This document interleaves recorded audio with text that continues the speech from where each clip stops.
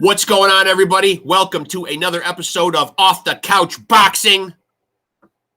I am your host, Rex Ruger 2.0. And I'm your other host, Frank Bengz, back with another one. Yes. As you know and expect from us, you will get expert opinions and analysis. I say expert because we are experts. What we say is ironclad. Yeah, take it to the bank. You heard Iceman Scully the other day. I'm ready for the ring right now. He said it.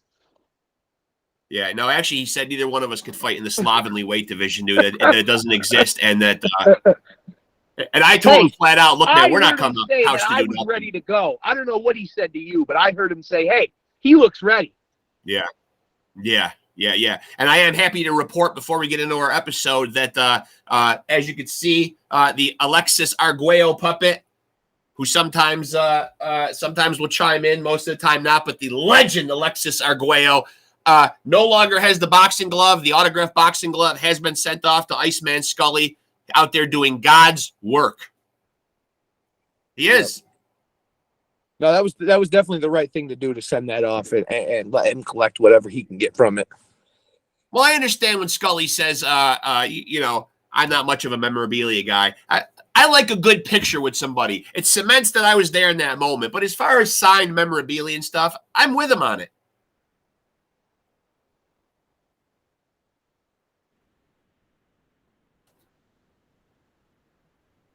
So, some of the people you got on that glove could probably use that money. So, Absolutely.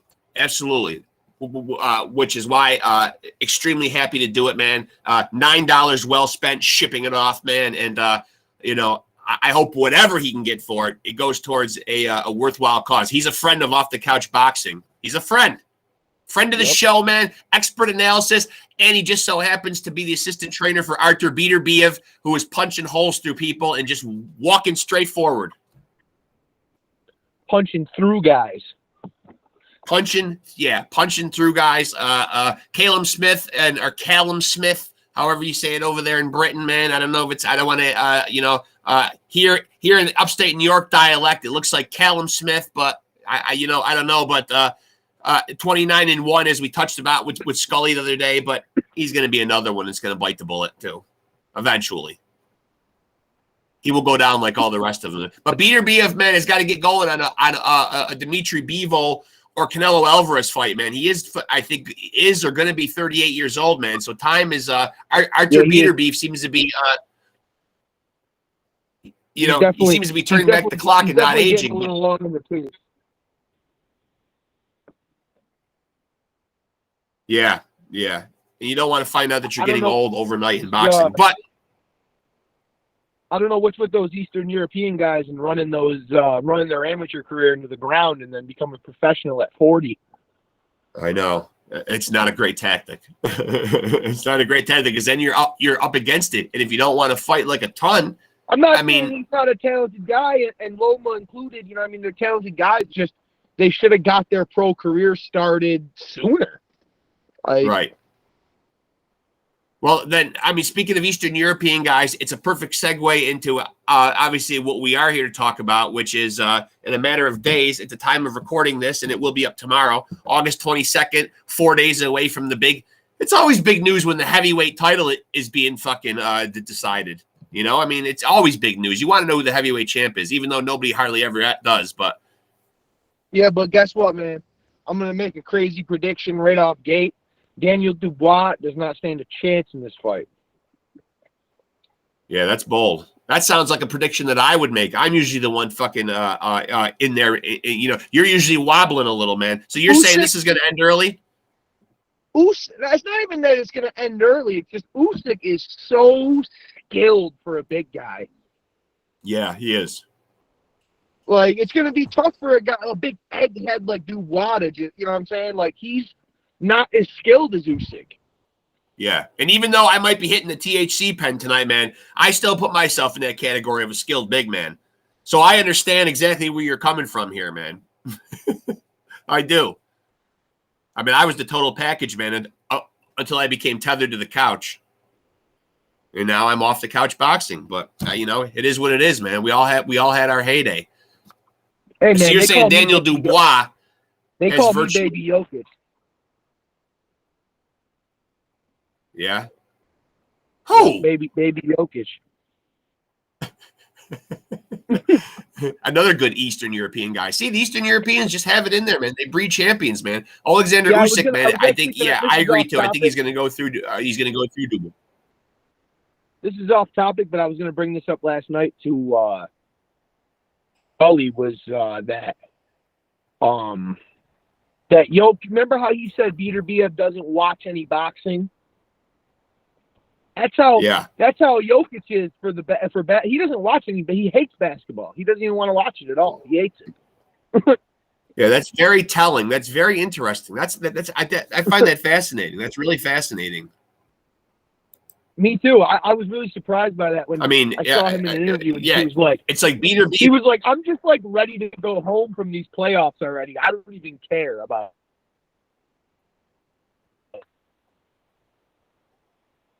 Yeah. Well, he should want to be going as far as he possibly can, though, man. That's the idea. I mean, to win. But he's looking at it from a standpoint of ultimately be the last. Doing a job, and his family. You know what I'm saying? They look at it like they're doing a job, not that they're like they're an athlete. They're like right. This is my day job. This is what I understand do. That. This is how I feed my family. Right. That's true. Yeah, that's true. Hi. You want to make a guest appearance? I hate to even say this, but like, it's really sad for us Americans. Toughest white dudes are always from. Yeah. Well, unfortunately, in this situation, man, Dubois is a large guy, though, man. 6'5" to Usyk's 6'3". But he might just prove to be just another big lummox, a punching bag. Yeah, 2 inches. 2 inches is 2 inches, man. But like I said before, man, he doesn't have the skill that Usyk has. And I haven't seen Dubois fight live, but just highlights and clips and stuff. He doesn't seem like he's got the skill like Usyk's got. Yeah, well, Usyk currently in his own right. Usyk currently 20-0. I don't know how many of those are by knockout. I'm trying to look here. Let me see. I'll go grandpa mode here, man, and get the glasses on. Yeah, 20-0, but I don't have. You would say what? I lost you there for a minute. 50-50. Oh, maybe 50-50. If you can find it faster than me, by all means. Well, no, because you're using your phone though. Yeah. So, Usyk is 20-0 with Usyk is 20-0 with 13 knockouts, and Dubois 19-1, 18.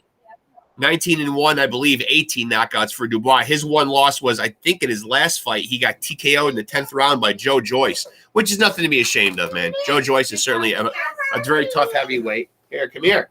Give Papa a kiss. And look who's going to be appearing in this episode just because she can. Look at that. Here's the real star right here, folks. Juju, granddaughter Juju right here, who is weighing in. Who's going to win, Dubois or Usyk? This is as cute as babies come right here, man.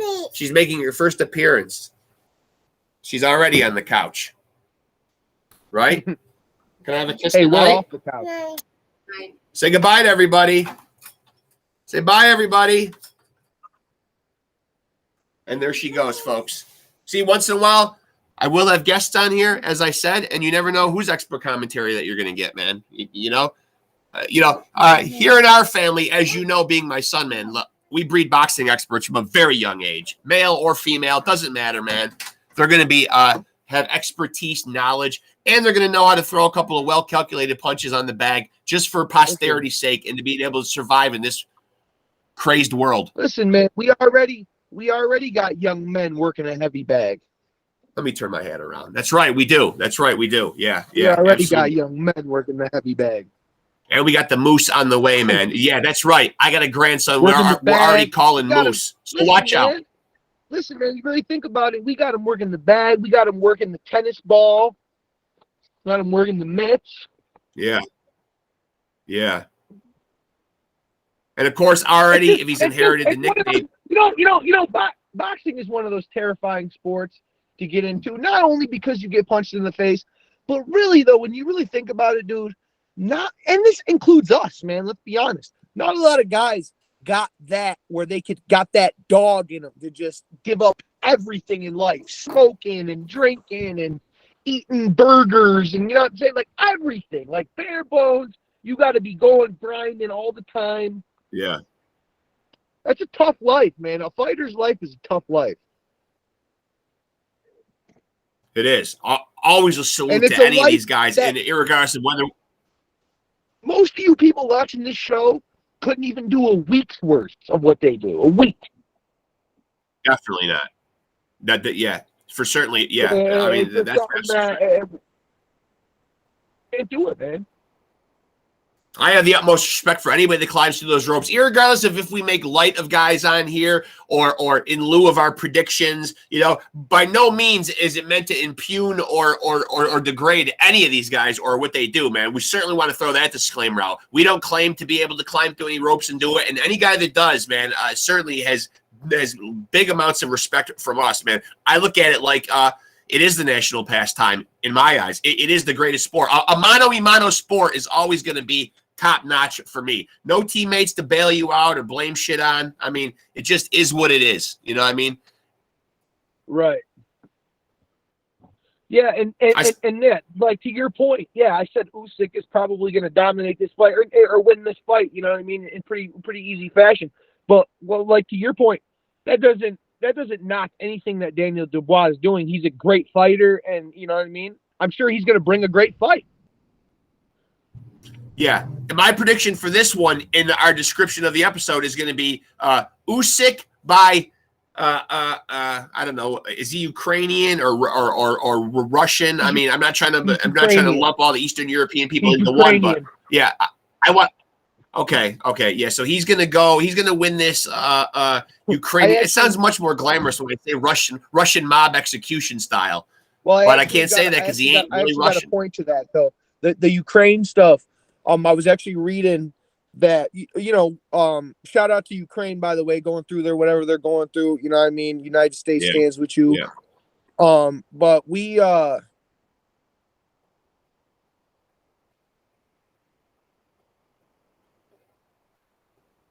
read somewhere that there's like a big population of Ukrainian folks who have fled Ukraine. Can you hear me? Yeah, I can hear you. Yeah. Can you hear what I'm? All right. I was saying there's a large population of Ukrainian people who fled Ukraine due to the Russian problems, and they're actually staying like within a very close proximity to where this fight's going to take place. So they're thinking that there might be a large Ukrainian cast of folks there. Yeah. Yeah.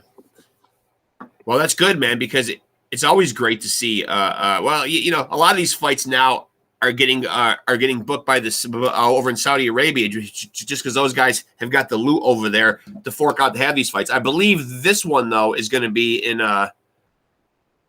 Poland, I believe. Yeah, I think. Yeah, apparently that's apparently that's where a bunch of those Ukrainian folks ended up. But shout out to them though, man, because they have a very workman-like attitude, and we talked about this. Take people in. Yeah, you got problems over here. Right there, baby. You got you. Proud. I'm proud to be Polish. There it is, man. Polska Walzaka right there, man. That's right off the Polish rebel flag, man. There's certainly the Polish get impugned sometimes, man, and off topic because obviously Usyk is not fucking Polish or whatever, but he's gonna. But Poland when I say he's gonna win, his people. Poland took his people in the time of need. When I say he's gonna win by Russian mob execution style, it pretty much means that it's going to be, like Russian war, like Russian mobster war type. It's going to go on for a while, but I think Usyk's going to be taking him apart with an extremely incredible skill set. Well, listen, man, to speak to your Russian mob point, if he goes out there and handles Dubois with any of the same fashion that the Ukrainian folks were handling them Russian motherfuckers. Yeah. And they didn't have the numbers over there. The Russians had the numbers on them, and they were still like, fuck that, we're about to fight y'all. Well, I'll tell you what, it certainly seems like Tyson Fury, our current quote-unquote heavyweight champion, is certainly has successfully, up to this point, ducked Usyk. And it seems to be rather intentional. And I think people are noticing. Before, you mentioned this about downing fighters and whatnot, and we're not here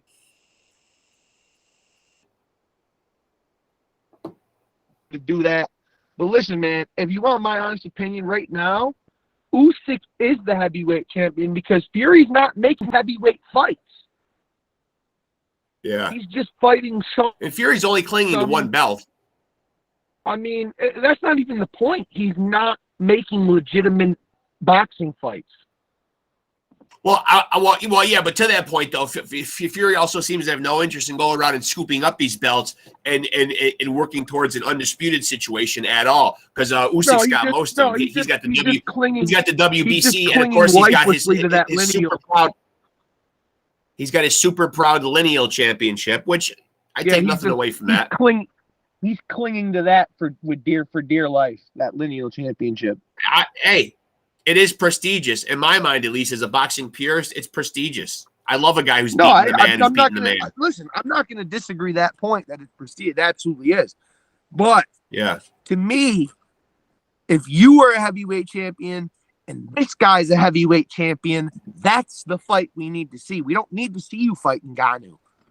And this guy fight Dubois. We need to see. Let Dubois and Ngannou fight each other to figure out if Ngannou's even a boxer. Well, and that's the big knock right there, man, is even though Dubois has pretty close to the same amount of fights as Usyk, he's only 25, Usyk 36.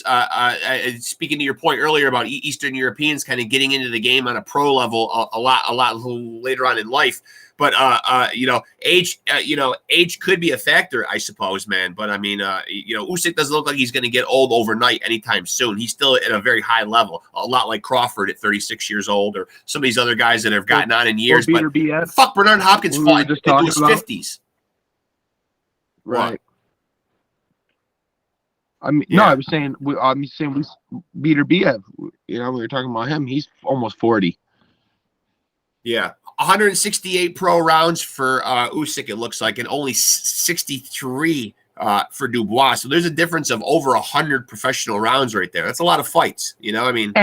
And see, that is what I was speaking to earlier on the fact that Dubois, I feel like, doesn't have the boxing technicality skill that Usyk has. Yeah. I'm looking at the thumbnail right now, and I think I'll beat both their asses. Just kidding. Just kidding. Ding, ding, ding, ding, ding. Yeah, don't take a point away. Yeah, don't take a point for that one, though. Although Dubois, man, he's eyeballing me very suspect in that thumbnail and looking awfully smug, man. But, Usyk is one of those guys, too, man. Look out, and I'm going to say a word that I found out recently is not a real word. Look how brolic he is. Yeah, he is brolic. He is brolic. He's going to come in shape. He's got a very impressive neck, a la Corpse Grinder of Cannibal Corpse. Shout out, to big necks. Yeah, I mean, Usyk, looking at that thing, though, Usyk's got a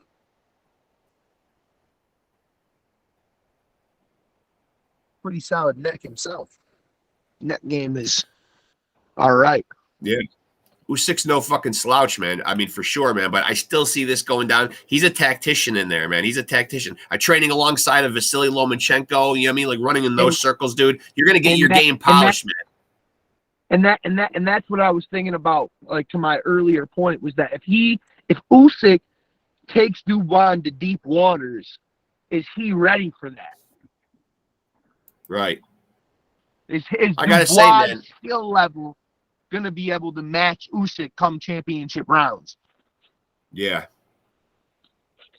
I got to say, though, man, iron sharpens iron, man. When you get guys all in the same camp together, man, you know, like an Usyk and a Lomachenko, and you get all these guys, man, all working out to, you know, I mean, you know, you're going to make other people around you better, man, like watching, studying technique, really learning. I mean, you got guys doing it on an elite. They're all like working towards one goal. Yeah. You got guys that are elite level. I mean, Usyk might be heavyweight champion of the world, but let's face it, he's really a blown up, maybe light heavy or cruiserweight. I mean, so even more kudos to him, man. You know, for being up there banging with the big boys and apparently having all of them terrified of him. Yeah, but I mean, that's again speaks to the point. It's just the skill level he's got. Yeah, if he's able to work you into the championship rounds, his skill is going to be still so much better than yours. Yeah, in those late rounds. I feel like Dubois got that fight, look, though, man. He's got that look like he could be putting an apple in his mouth and serving himself up and just being a big punching bag. But Dubois can fight, and he's heavy-handed. Dubois wins by knockout. Yeah. Well, so I guess the big question is, man, was to win. That's what it's going to be, though. I think it'd be Usyk on points, Dubois by knockout. You got a solid feel on this, man? Are you ready to lock into a prediction, or are you going to waver tonight? No. How does this one go down? I'm not. I should maybe start then, unless you're going to start. You have no prediction? If you're glitching a little, then allow me to go first. I will say that Daniel Dubois certainly has the pedigree. As you put it, he's brolic, he's sturdy, he's tough, he's durable, he's young. So I don't think, and Usyk is not a guy who just fucking, like the aforementioned beater beef, especially at this weight. Usyk is not just going to run right through people, dude, and just be KOing a big, legit heavyweight like Daniel Dubois. He's a legit heavyweight, man. So I don't even know if Usyk even stops him. But I think if he does stop him, I think he stops him simply because I think if he stops him, he simply stops him very late, and it's out of fatigue. So in a 12-round fight, I guess I will say I'm going to say that this one, I almost want to say that it goes to the cards, but then I don't want to say it goes to the cards because I see Dubois possibly getting tired. I know Usyk doesn't knock guys out for a living, as I was saying, but I'm going to say Usyk by maybe a 10th round TKO. That you couldn't hear me before, but that is literally the prediction that I made. Like I was talking, but you didn't hear any of it. I said almost the same thing you just said. Well, that's why I kind of took the lead. I felt like that he was going to drag him into deep waters, and then somewhere in the championship rounds, Dubois would be tired, and he would either get the stoppage. I think the stoppage, probably 11, he gets the stoppage, but I think at worst it's going to be a Usyk decision. Yeah. I mean, Dubois is in great shape, but I just don't know if he goes all 12 rounds and doesn't get tired, man, out by Usyk's high work rate and his precision punching and picking him apart all fight, because it's always very clean punching, and it's very tactical with Usyk. And he's and like to your point that he's like a beefed up cruiserweight.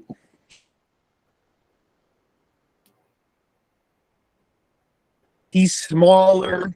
He can move. He can jive for longer, and he's got that durability to last. Yeah.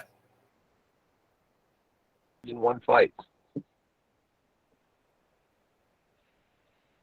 Yeah. I don't know if Dubois is going to have what it takes. There's not a lot of us guys who fucking still, got that fucking. There it is. I will come off the couch if either one of these guys. Either one of these guys want to fucking fight. I'm not contractually obligated to any organization right now, so I'm a free agent. Dude, I think either one of those guys would probably beat you with two broken legs. Yeah, probably. Yeah, I would never want to go against fucking Usyk. I'm not saying that it would be a picnic going against Dubois, man, but Usyk just has a different kind of fire in his eye, man. I mean, he's a little deranged. He's a little walking that tightrope of madness, but it's a very calculated, harnessed madness, man. But he gets crazy-eyed, man. Even when Fury was trying to give him a verbal undressing a couple of months ago, man, like nose to nose, man. He doesn't punk. He doesn't punk. I like that about him. He even seems like he ramps it up a little bit. That unibrow is terrifying. Yeah, there's something terrifying about the unibrow. Agreed. Well, so we've locked into predictions, and I think we pretty much substantiated and explained, why we think. My mentality was certainly Russian mob style. It's going to go long. It could get bloody. It will eventually end, which is how a Russian mob style war seems like it would play out. Yeah. Unless Dubois got some gangsta in him, he might. Well, I think Usyk could end up moused anyway, just because, like we were already to our earlier points, Dubois does have heavy hands. Yeah. So, I mean, if he puts something on you, he's going to hurt you. Yeah. No question, but, I don't know, man. I mean, I don't think he's gonna have the skill to go all 12. Are those heavy punches of his going to land, though, against a very skilled fucking a guy who's very sound offensively and defensively? Usyk's a total package. That's why he's avoided. And you have to think, though, like you were talking about with the round difference between them, like how he had been like 168 rounds and he had only been like 60-something rounds. You got to think, too, Usyk's well older than him. And his amateur career was probably illustrious. So his real round difference is probably insane. Like if you really put the numbers to it. Oh, yeah. Yeah, he's got like frequent he's probably fly got miles. thousands of rounds on Dubois. Yeah. I don't know what kind of amateur career Dubois had, but it seems like a lot of these guys nowadays, man, they don't have that long amateur career. Like they want to get to the bag early and they like turn pro young. Yeah, who wouldn't? I mean, right. I mean, you're definitely walking a tightrope of doing it for too long. You can't do it for too fucking long. I mean, you want to turn pro and you want to ratchet some fucking wins. I just really can't imagine, like Lomachenko with his 400 fucking win record or whatever he's got in amateurs. Can you imagine fighting that long for very little money, getting punched in the face that long for like a 9-to-5 job type money? Yeah, which ties very nicely back into our point of what Iceman Scully is doing for boxers who have fallen on hard times out there, man. You know what I mean? Ties right back in, and all these guys just like that. What we're talking about started late. All these guys are getting punched in the face for our entertainment. Then they wind up destitute, and where are we to pick them back up? It's a lot like fucking disabled veterans or people who society turns their back on, who have gotten their brains beat in, man, for us to sit there and cheer and bet money on and fucking drink beer with our friends. To that point, though, another side of that is then these boxing folks, these boxers, these referees, all that, if you want our love, like sending that glove off and making sure that there's some money going to you guys and stuff like that, when you come to the Boxing Hall of Fame, man, be accessible for us. Be around. Like, all we want is a picture and say, how you doing? There's no reason to be like, oh, we need to like run and hide or you went to that event and Mike Tyson was there. It should be a fan-friendly experience. Yeah. And crazy. Yeah. Yeah. I mean, if you're going to come to that stuff, you got to realize that as fans, it means a lot to us. Boxers like Tyson, we don't get to see them box anymore. It's just like, right. Like whenever you come across some content with him, you're like, oh, cool, there's Mike Tyson, I know. Some young fucking fans come up and think he's a star of The Hangover. They didn't even know he fucking boxed. Exactly. Which is fucking pretty sad, man, because, Iron Mike was doing it back in the day. He would have taken either one of these fucking palookas right here, man, and dropped them in fucking inside of 3 rounds. Usyk or Dubois back in the day. Oh, yeah. Shout out to Iron Mike, man. Yeah. Dude, the uppercuts would have been hellacious on either one of them. I mean, you know how many guys back in the 80s, man, were built just like Dubois that he went through, man. Your Razor Ruddicks, your, just all kinds of guys. I mean, Trevor Burbick, Michael Spinks, all kinds of guys who were built like this, man. I mean, and Mike Tyson was always the shorter, smaller guy. He just got in there chest to chest. He probably would have had a pretty good war with Usyk, though, I do believe. He wouldn't have had an easy time with Usyk. The skill. Yeah. The skill. Like Usyk you'd have like Mike would have a harder time getting inside and throwing his particular style against Usyk. Yeah. Yeah, no doubt about that. Usyk would end up getting his fucking ear bit off. If it came down to it, yeah. I mean, Michael goes street on you. Michael goes street on you. That's for sure. And he's proven that, man. I mean, you can't take that. You can't take Brownsville out of Mike completely, dude, man. He's in a fight with somebody, dude. He's in a fight with somebody, man. Rules go out the window, dude. But you got to respect that mentality. That's some true warrior shit right there. Yeah, Mike is from Brownsville, but shout out to the champ. He ain't the Brownsville Yeti. He ain't the Brownsville Yeti, no. And Brownsville Yeti, to be determined, TBD. But he will be on here with us. He will be sprinkled amongst us. That's the interview we need on here. We need to get Shannon as a friend of the show. I know. We need the Cannon in here. Well, we do got a commitment, a verbal commitment. Via video text. It's just running the champ down, man. That's all, man. He's running. He's hiding. He's scared. I understand. I'm sure he's a busy guy. He's always into the social media and talking smack and doing his thing. He's special, though, and we've had the chance to be on a video talk with him, man, and fucking tell him how much we love him, man. He knows, and I do believe that he will come through eventually, man. I do. I'm rocking his hat. I'm rocking almost. Yeah. Let's go, champ. Let's go, champ. Let's go, champ. I'll give him 3 right there, man. Just like you never say Candyman in the mirror. How we talking heavyweights and we not bringing up the Cannon? Oh yeah, I think the Cannon would have fucking snowplowed either one He of would these have knocked fucking both dudes. these dudes out too. Talking about Mike Tyson, he'd have knocked both these dudes out too.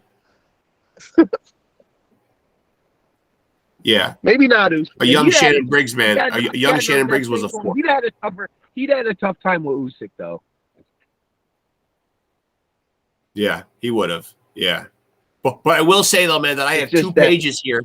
I got 2 pages. I got 2 pages of notes. I got 2 pages of notes and bullet points here, man, and accolades and stuff that I really want to talk about and shine on with Shannon the Cannon Briggs, man. So it behooves him to come on, dude. And we will give him an interview like no other and give him his flowers. It's no secret. I love what he does. I love what he does from a self-marketing standpoint. This is all stuff that I'll tell him, when he eventually comes on. But I love how he'll just crash press conferences. He's his own self-promoter, man. He relies on no man. While he's very belligerent with what he does, and he's in your face with it. He's a very intelligent guy. Love him. He knows exactly what he's doing. Yeah, love the champ. And I thought one thing that he said that was very poignant when he crashed the Vladimir Klitschko Sergey Lapai press conference. At the end, he said, Shannon Briggs, former 2-time heavyweight champion of the world, the last real American heavyweight. He's like, Deontay Wilder, these other guys, they don't even count because nobody cares. And he's right. It's just like these guys didn't really get you all that exciting. I mean, Wilder was knocking dudes out, man, but they were fucking cab drivers until he got the Fury. He was fighting, as the champ would call them, pies. He was fighting some pies. Yeah, it's like it speaks to the same point with almost all those guys, though. Wilder, like Briggs, like Tyson, sort of lacked the footwork and skill. Yes, absolutely. They just were, they went in there and they could eat a lot of shots, and if they land theirs, it might just put you to sleep. Right. Yeah. Well, Shannon Briggs is obviously very heavy-handed, and shout out to the champ. 37 of his knockouts, and he's got a lot of knockouts, fucking in the 50s or 60s. Yeah, but 37 of them in round number 1. That's the way to end the fight right there. Dude, the fact that Shannon Briggs is not in the International Boxing Hall of Fame a few miles away in Canastota, New York, is irreparable. From us. Ed Brophy, yeah, get with the fucking program, buddy. 68 wins. Come on. Yeah. Is that where the champ finished at? 68 wins. Yep. Something like that. 68, 64, something around there.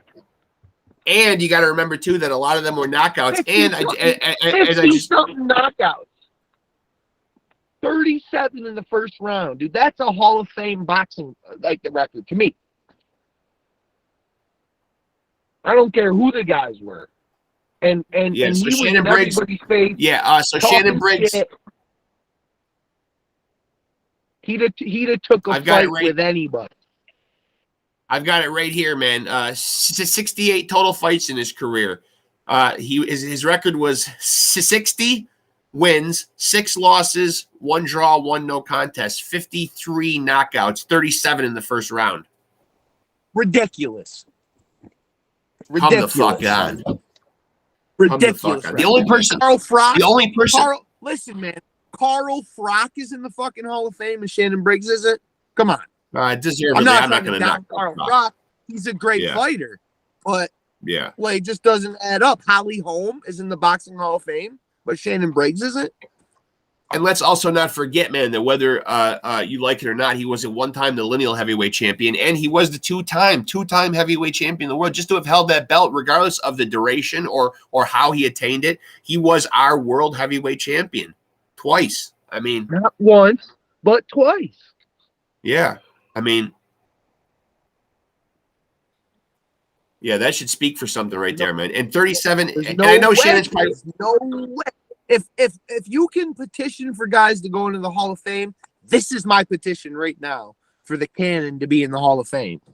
Yeah, I second that nomination. Absolutely, yeah. There's absolutely no reason you're going to tell me right now why I sat at the Turning Stone Casino in Vernon, New York, and watched Holly Holm go in the International Boxing Hall of Fame, and the Cannon's not in there. She's a UFC and I know Shannon's probably walking around. And I know Shannon's probably walking around feeling very smug with his 37 first round KOs, thinking he has the record. I will alert him when he comes on here that I have 39. That's beside the point, though, man. His is recognized, mine is not. But I mean, still, I love the Cannon, man. I love the Cannon. We've had conversations with the Cannon. I text with the Cannon. I love the Cannon. I'm not giving up on the Cannon. Let's go, champ. Let's go, champ. You got 39 first round knockouts of Twinkies. Man, knockout's a knockout. A knockout's a knockout, right? As our great American poet would say, are we at that point, or do we talk about the Cannon more?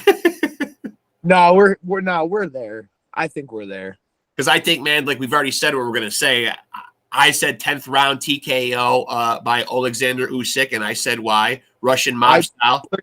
I pretty much agreed with you. I said 10th, 11th round, take him deep waters and get him out of there. Yeah. And I do think that all the aforementioned stuff that we said after our predictions and analyzing this fight, I stand by all of it. Mike Tyson would have beat both these dudes. Shannon Briggs would have beat both these dudes. Heavyweights were just made a little differently back then, man. But Usyk would have gave both of them good fights. We did say that Usyk would have been a tough go for both of them. Yeah. Now, I think before we actually end the show, though, man, I think maybe we should, every once in a while, man, just to keep people on their toes and let them know that we could come off the couch, man, we should do some call-outs, man. And I, for one, would love to call out. Let's call out Jake Paul. Wouldn't you love to have him come on here? Chop it up with us, man, or fight him? No, that would be a great interview. And you know what?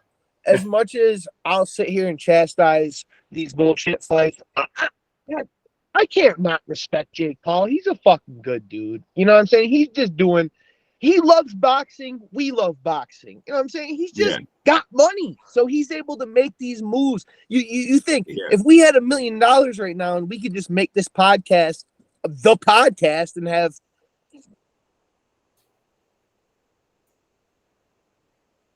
Well, I have a feeling it already is. We could just get Usyk to come on. We would. Yeah. You know, but it's just like, as much as I want to hate the guy, I can't. Like, you know, I respect what he's doing. I respect him. I just think that if he wants to be a boxer, then like fight Badu Jack or something. Oh, there it is right there. Hashtag fucking Jake Paul. That's my Badu notion to Jack. Jake Paul right here. Yeah. Fight Badu Jack. And Badu Jack does have a belt right now, too. I don't even know if Badu Jack would even fight him, but it's just like I think he would just for the, you know what I mean, cash money. You know, it's imperative to Jake if he wants to be a boxer to fight a realistic boxer, and then if he could actually fight a boxer for a fucking belt. And give that guy the biggest payday he's ever had. Yeah. And of course, I can shout out to our guest the other night, you man. Know, shout out to our guest the other night, Iceman Scully, who I hope, man, when he's in camp getting ready for their big fight in January, I'm hoping maybe we could sneak a word with the fucking champ, man. That'd be great to have Beater Beef come on here, man. Even for a couple of minutes. 5-10 minutes would be awesome. I know this. I know this. Something else, but it's also probably going to be a heavyweight fight. But Logan Paul, Jake's brother, is set to fight Dylan Dennis, the UFC guy, coming up here. And this is just something I saw the other day, perusing the internet. Apparently, man, Dylan Dennis is like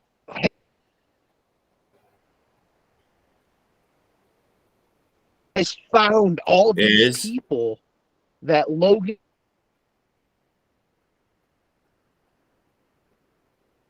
Paul's fiance has. She dated a lot of celebrities at.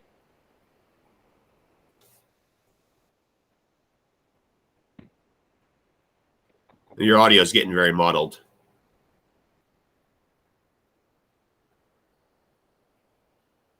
Yeah. I'm sure that he will go out and come back in again. Benji's technical difficulties abide. That is the world that we live in, though, man. The podcast world, man. It's always about the technical difficulties. Yeah, my evil twin brother, Rex Ruger, version 1, who does the Podscum podcast. Shout out to the Podscum podcast. I was saying though, he's had his technical difficulties in the past. Before I got cut off, Dylan Dennis has found 57 celebrities that she's been with. 57, man. Yeah. And he's just blasting them, man. Every day he drops like 5 on Twitter of like dudes she's been with. Well, it would be great to have Jake Paul on here as a guest, and of course, on some level, you got to respect him because he is, even though he can buy his way into big fights, man, he is still at the end of the day climbing through those ropes, and doing it. I'm saying Dylan Dennis might be the best fucking shit talking guy of all of history, dude. With that, you found 57 dudes that this guy's bitch has slept with. And posted them. Pictures with them and all that. Well, let's also not forget the trolling, the expert trolling. For getting back to the aforementioned Shannon the Cannon Briggs, though, man, he did some good trolling on some fighters too, man. I mean, following Vladimir Klitschko all the way out to the ocean. Make a wave, dog. Yeah, make a wave. Creating a little wave on them. Yeah, he definitely got Klitschko hot under the collar there, man. See, that's the thing, man. That's the beauty. Hey, man, that top tier trolling though, like speaking about Cannon and Dylan Dennis. You know what I mean? That stuff sells, man. Well, yeah, you got to say like a huge shout out, man. If you want to talk New York trash talk, you got Shannon Briggs, Paulie Malignaggi. Some of the greatest trash talkers that ever did it are from New York State. I know I can think of more. I'm just drawing a blank because I'm high as fuck. But that is the interview we got to have on here, man. Who? Paulie? Yeah, I would love to have Paulie Malignaggi on here again, though, man. I mean, or again. I mean, we've never had him on, man. Yeah. He's certainly a guy who's got a lot of opinions, a polarizing guy, you know what I mean? But a guy not afraid to speak his mind, even if it means costing him jobs, working in the boxing field, in the broadcasting field, dude. Always big ups to Paulie. Got a nice picture with him. His signature was on that glove that I sent off to Iceman Scully. So, as I said before, hopefully it hits him some dough for his worthwhile cause. We should probably wrap this thing up, I guess. I mean, I don't know. What more is there to be said? Is there anything more to say? I literally was just going to say that I think I'm going to quote our great American poet. Yeah? I was going to say that exactly that. We should quote our great American poet, Gary Busey, with me. I can go 15 seconds with anything. Well said, man. That's another episode of Off the Couch Boxing. Bazang!